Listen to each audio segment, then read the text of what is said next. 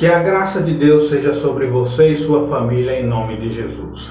Queridos, em 1 Timóteo, capítulo 3, versículos de 1 a 5, diz assim: esta afirmação é digna de confiança, se alguém deseja ao episcopado, deseja uma nobre função. É necessário, pois, que o bispo seja irrepreensível, marido de uma só mulher, sóbrio, prudente, respeitável, hospitaleiro, apto para ensinar. Não deve ser apegado ao vinho, nem violento, mas sim amável, pacífico e não apegado ao dinheiro. Ele deve governar bem sua própria família, tendo os filhos sujeitos a ele com toda a dignidade. Pois, se alguém não sabe governar sua própria casa, como poderá governar a casa de Deus?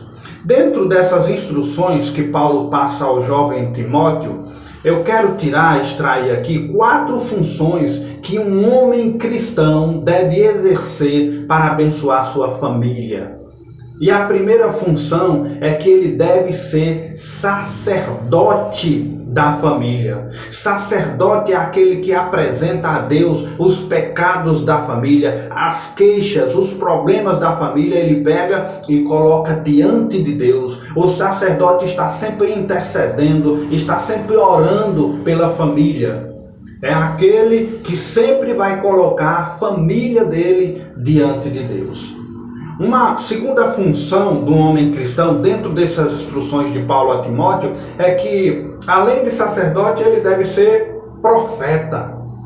O homem cristão, para abençoar sua família, deve ser profeta. Aqui agora é o inverso de sacerdote. O sacerdote, ele leva a família diante de Deus. O profeta, ele recebe de Deus e aplica à sua família. Ele aprende a palavra de Deus, ele recebe instrução de Deus, ele ensina a sua família a ler a Bíblia, ele ensina a sua família a orar, ele discipula a sua família, ele exorta a sua família, ele faz com que a sua família olhe, viva e ande no caminho certo. Ele instrui a direção de Deus à família. O homem cristão, ele deve ser sacerdote e deve ser profeta. Levar a instrução de Deus à sua família. A exemplo de Esdras. Esdras, o profeta escriba, Esdras do hebraico Ezra, significa aquele que ajuda, ajudador, um auxiliador. É um personagem da tradição judaico-cristã que liderou o segundo grupo de retorno de israelita a retornarem da Babilônia em 457 a.C. Ele é descendente de Arão, é o primeiro sumo sacerdote, de Israel. Olha o que está escrito no livro de Esdras, no capítulo 7, versículo 10. Porque Esdras tinha preparado o seu coração para buscar a lei do Senhor e para cumpri-la e para ensinar em Israel os seus estatutos e os seus juízos. Para cumpri-la, como sacerdote, para ensinar como profeta os seus estatutos e os seus juízos. A exemplo de Esdras, o homem cristão deve ser profeta e sacerdote. Mas uma terceira lição que essas instruções de Paulo nos traz é que, além de sacerdote, profeta, o homem cristão, para abençoar sua família, ele tem que ser provedor. Aquele que é responsável para suprir as necessidades da sua mulher e dos seus filhos. Necessidades, quer sejam materiais, comida, saúde, educação, vestuário. Ele vai suprir a necessidade da família. Ele é provedor. E uma quarta e última lição que Paulo também nos exorta nesse texto é que o homem cristão, para abençoar sua família, ele tem que ser protetor. Protetor, aquele que coloca-se entre a família e o mal, seja o mal natural ou o mal espiritual. Exemplo de uma proteção natural física, Êxodo capítulo 2, versículos 16 e 17.